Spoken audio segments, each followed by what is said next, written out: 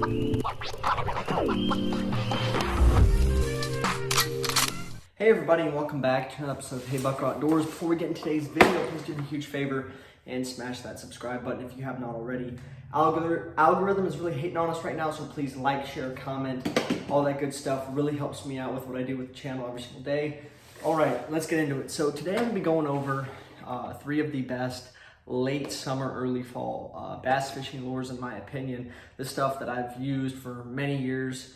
Especially during those hot summer days. I tend to fish later in the evening or early in the morning, but when they're a little bit sluggish, and especially moving in that fall time frame, they become a little bit more active once you get out of the dog days of summer. So I'm gonna get into it, so bear with me.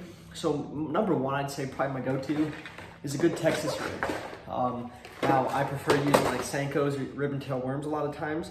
That's not to say you can't use something like an old paddle tail. So for those of you who don't know what a Texas rig is, which if you're living under a rock, you essentially take some type of worm weight. It can be either an egg weight or a bullet weight. I prefer bullet weights. Anything between an 1/8 ounce to a 1/4 ounce. And you take an offset hook, like so. I typically stay between 2 and 3/0. And you basically put the weight, the hook, and then you put your Senko or whatever kind of soft plastic you're gonna do. I'll show you how to do it real quick. I like to do mine weedless, so I'm gonna take it like this. Alrighty, so that's the basic idea. And basically with your weight, like I said, I prefer bullet weights. With the weedless, it'll go over all that brush and some of that nasty stuff that might be in the bottom of the lake. But basically whenever a fish bites down on it, it exposes the hook and you set it, and then they'll get caught, hopefully. So my second favorite one, something I'd say works just as well, and it's probably just as good. I tend to use more weedless baits where I fish a lot of creeks and small ponds. At least I did back in Missouri. Something I've always loved is weedless rigs. Now, especially when it comes to jigs. If you're gonna be fishing for bass in creeks and small ponds, I'd recommend something a little bit smaller. Something I've always been a big fan of is the Strike King Bitsy Bugs. 1/8 ounce, you can use 1/4 ounce too, whatever works for you.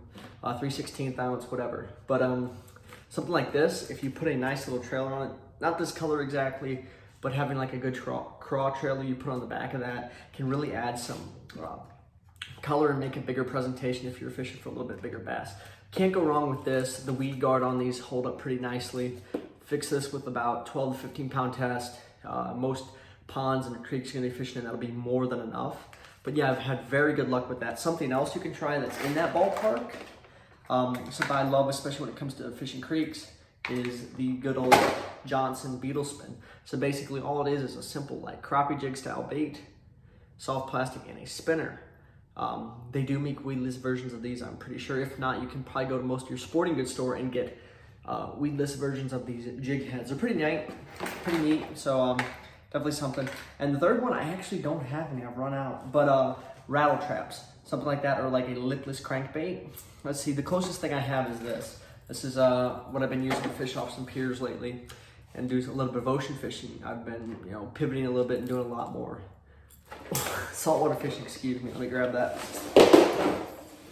So basically, why I love lipless crankbaits so much, rattle traps for the fall, or late summer, especially when it's hot outside and the fish aren't biting as much, you might need to slow down your presentation.